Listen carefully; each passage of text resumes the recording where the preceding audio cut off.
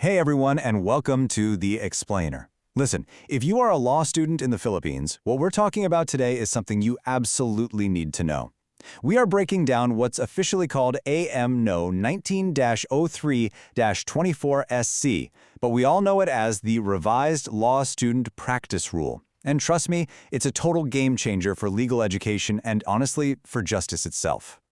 So let's just jump right into the big question that I'm sure is on your mind. Can a law student really practice law? Actually stand up in court, represent a real client, argue a case? Well, for a long time, the answer was kind of a very limited sort of. But now it's a much more confident yes. And that's because we've really stepped into a whole new era of practice. The rules have totally evolved, taking students from just reading about the law in dusty textbooks to actually getting their hands dirty and applying it in the real world. We're talking about a direct pipeline from the classroom straight to the courtroom. Now, to really get how big of a deal this is, you gotta look at the timeline. Way back in 1986, the old rule gave senior law students a tiny little taste of practice, but it was super limited. Then, you fast forward to 2019, and boom, the Supreme Court completely overhauled the system, creating the much more structured, much more expansive program that we have today. It was a massive leap. At the very heart of this new system is something called the Clinical Legal Education Program, or SLEP. And if there's one word I want you to focus on here, it's mandatory. Yep, this is not some optional extracurricular you can join.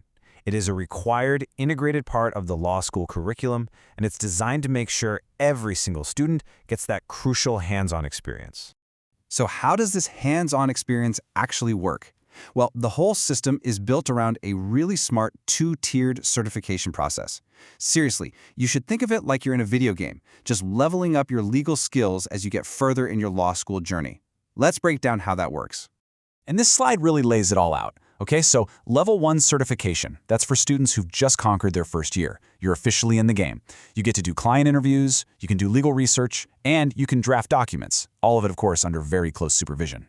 But Level 2, oh man, that's the next stage. This is for the seniors, and this is where you get to actually appear in court, question witnesses, and make your case in front of a real judge.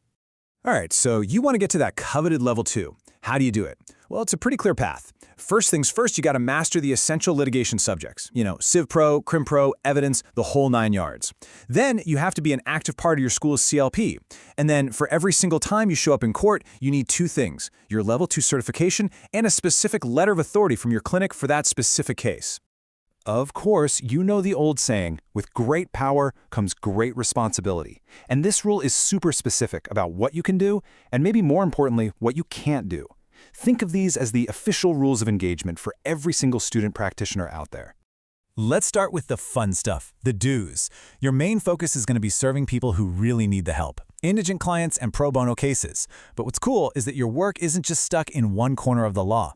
You can handle civil cases, criminal cases, administrative stuff, and you can even get involved in major public interest litigation and see a case all the way through from the very beginning to the very end. Okay, now for the don'ts. And please pay close attention here, because this stuff is critical. You are never practicing on your own. All of your work has to be done within the structure of your school's CLEP.